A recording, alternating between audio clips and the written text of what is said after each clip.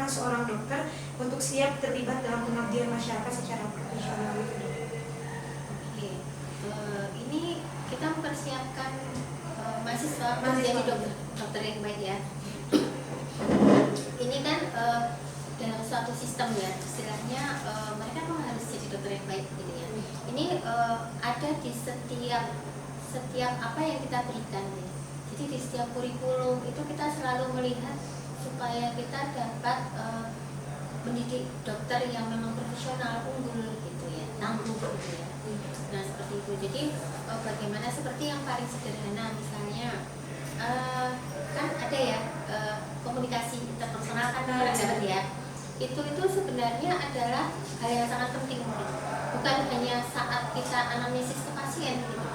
Tapi itu juga hal yang sangat penting saat kita berkomunikasi. Sebenarnya bukan hanya berkomunikasi ke pasien ya, ke siapa saja itu sangat penting. Bagaimana kita berkomunikasi, bagaimana bahasa verbal dan non-verbal supaya bisa diterima.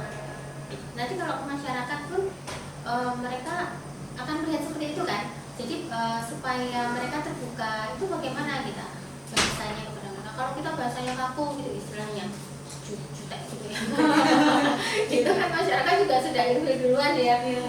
Ini kakak-kakak ini sombong gitu kan. Ini tidak enak diajak bicara gitu kan. Tapi kalau kita welcome, istilahnya enak diajak diskusi seperti itu ya. Nah seperti itu masyarakat akan senang gitu seperti itu. Jadi memang sebenarnya kita tuh jadi dokter enak gitu. Kalau kita terjun ke masyarakat tuh senang kok istilahnya. Mereka kita tuh kadang dikonsultasi di mana-mana aja tuh kalau kita sudah ngasih penyuluhan atau kita turun orang pasti bertanya keluhan konsultasi sudah pasti bukan cuma dokter ya. Nanti kalau mahasiswa pun gitu. Nanti kalau turun ke masyarakat pasti masyarakat akan nanya anak saya begini bagaimana, saya begini gimana, badan saya sakit-sakit saya harus bagaimana sampai seperti itu ya. Jadi memang kita harus siap ya, gimana pun ya harus siap. Benar ya teman-teman yang dipersiapkan sama Fakultas Kedokteran itu bagaimana kita berkomunikasi juga dengan masyarakat luar. Jadi kita benar-benar dipersiapkan ilmunya juga, bagaimana cara kita berkomunikasi juga dengan masyarakat.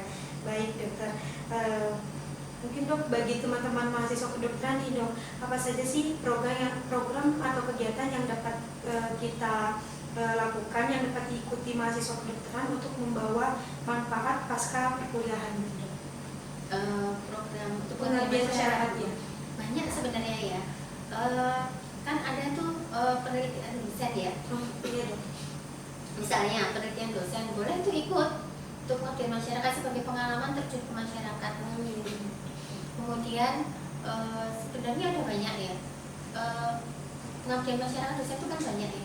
Atau kadang-kadang itu kan FK kan diminta bantuan untuk kegiatan bantuan ini ya, dimana misalnya di ranting Asia mana gitu, ikut aja gitu istilahnya, karena itu untuk mempersiapkan gitu.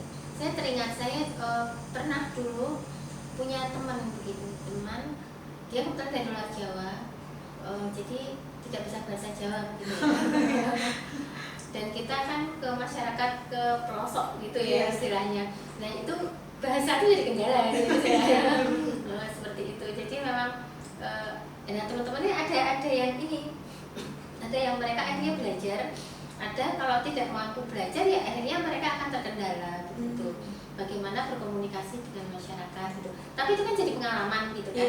Pengalaman aku ternyata ini ya butuh belajar gitu istilahnya, paling tidak bisa berkomunikasi gitu secara ya sederhana, meskipun itu salah satu udara ya tantangan, bahkan itu di tempat praktek ya.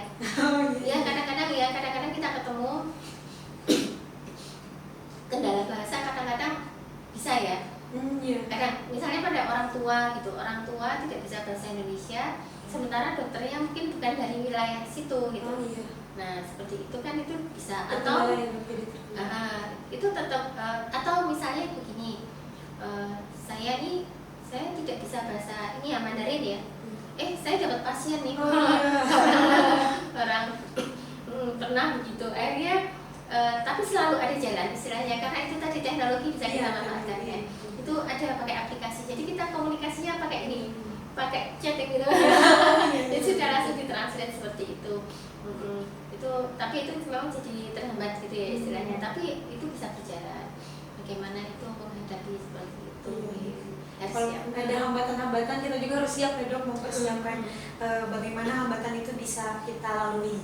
Baik dokter, mungkin apa saja ini dok, ada lagi pertanyaan tentang keterampilan non teknis yang perlu dikuasai oleh mahasiswa kedokteran untuk kita itu agar sukses dalam pengabdian masyarakat.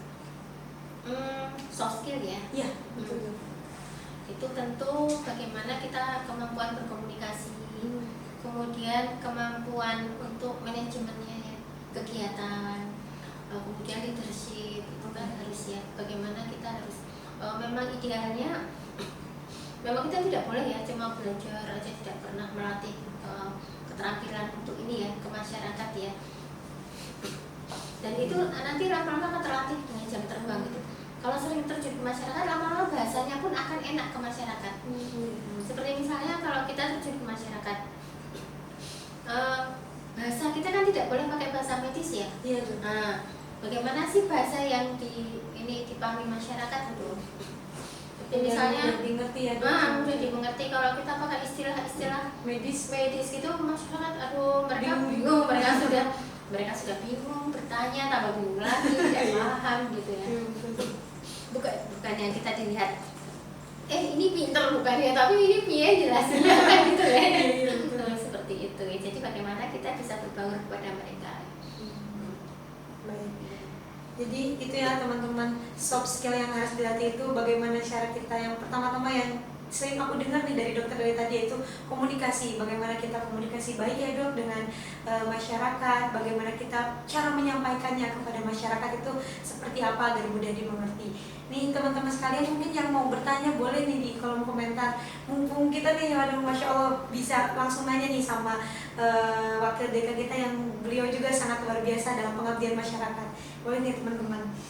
Oke dok, mungkin ada lagi nih dok, bagaimana nih kita bisa memastikan bahwa pengabdian masyarakat ini benar-benar berdampak secara jangka panjang gitu dok? Supaya berdampak jangka panjang, tentu programnya harus benar-benar dipikirkan ya, harus benar-benar melalui pemikiran yang matang gitu, dan itu harus benar-benar dibutuhkan oleh masyarakat. Nah, kemudian itu tadi ya, kita harus need assessment dulu istilahnya, kemudian memberdayakan masyarakat itu tadi supaya mereka merasa bahwa itu berasal dari mereka gitu. Kemudian melibatkan tokoh-tokoh masyarakat. Nah, kemudian setelah itu monitoring tentu perlu ya. Pemantauannya bagaimana? Kita harus memikirkan. Jadi kita harus bekerja sama dengan siapa? Seperti misalnya kadang-kadang ada insidental ya, gitu kita datang ke situ, setelah itu kita pergi, selesai gitu, kita selesai pengabdian, ini harus kita sampaikan ke siapa gitu. Seperti misalnya di situ ada puskesmas kan, kita sampaikan ke puskesmas, kita jadi bekerja sama gitu. Kita ke tempat itu misalnya, kemudian kita sudah melakukan ini, nanti puskesmas akan ini menindaklanjuti supaya apa yang kita kerjakan itu tidak sia-sia gitu. Jadi jangka panjang. Jadi jangka panjang harus ada yang memantau ya. Kecuali kalau kita misalnya bisa membuat program yang memang panjang gitu. Ya kan ada ya program-program yang berkelanjutan, itu sangat ideal gitu. Nanti melibatkan tokoh masyarakat, semua dilibatkan seperti itu, insya Allah malah kemanfaatannya bisa panjang. Iya betul. Jadi harus dipersiapkan dulu ya dok, harus jangka panjang, terus dilihat bagaimana dan monitoring ya teman-teman sekalian. Nah baik nih dokter, apa nih dok pesan yang ingin dokter sampaikan mungkin kepada mahasiswa kedokteran agar kita itu lebih tertarik dan lebih aktif dalam pengabdian masyarakat gitu dok? Bahwa pengabdian masyarakat itu menarik, bagaimana kita mengasah kemampuan kita itu sebagai dokter gitu. Jadi bahwa saat kita menghadapi pasien itu, kalau dulu kan kita menghadapi per organ ya, ini kepalanya sakit, kemudian sakit perut gitu ya, kemudian ini, kalau sekarang sudah bukan lagi seperti itu. Jadi kita melihat pasien itu secara holistik begitu. Kita melihat individu itu secara holistik, bagaimana aspek biopsikososio-kultural, religius gitu. Jadi itu harus dipertimbangkan gitu. Seperti misalnya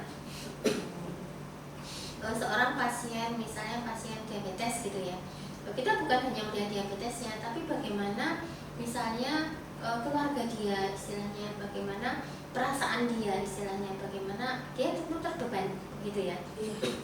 Dia punya beban penyakit istilahnya, apakah dia bisa menjalaninya dengan baik atau bagaimana keluarganya mensupport seperti itu memang akan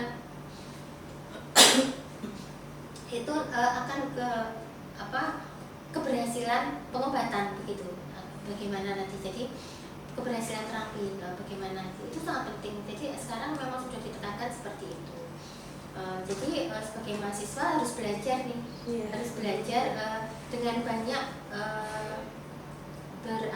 banyak turun ke masyarakat gitu ya, akan banyak komunikasi, akan paham gitu bagaimana budaya-budaya masyarakat begitu, bagaimana seorang individu itu juga punya keluarga, punya kekhawatiran begitu, kemudian punya harapan itu seperti itu. Jadi sebagai seorang dokter kita harus paham itu. Tidak boleh hanya misalnya taruhlah pasien datang sakit kepala katanya, udah kasih obat selesai gitu misalnya. Tidak boleh seperti itu. Jadi kita harus melihat ini kenapa, asalnya bagaimana, apakah ada hal-hal lain yang sebenarnya ternyata lebih penting gitu istilahnya, yang melatar belakangi keluhannya itu tadi. Iya betul dok. Seru banget ya teman-teman. Ternyata kita harus belajar banyak tuh, melihat tuh bukan dari satu sisi, jadi ngelihat secara keseluruhan ya dok.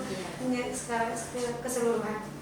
Baik dok, mungkin ada yang mau dokter sampaikan mungkin dok tentang pengabdian masyarakat lagi dok? Pengabdian masyarakat itu sebenarnya bisa di mana aja. Ya. Kalau misalnya, kalau saya juga karena ikut di Ranting Asia gitu ya, ikut di Asia Ranting, kemudian juga di cabang. Jadi kita memang sering mengadakan itu sebenarnya. Apa yang kita lakukan pada masyarakat itu sebuah pengabdian juga kan. Kalau misalnya di Asia gitu, kita kan ke masyarakat itu tanpa kita sebut istilah pengabdian begitu, tapi itu kan pengabdian juga sebenarnya. Bagaimana misalnya sebuah Ranting Asia itu punya desa binaan atau punya anak asuh seperti itu, bagaimana mengkader anak asuh supaya mereka menjadi individu yang berkarakter seperti itu ya.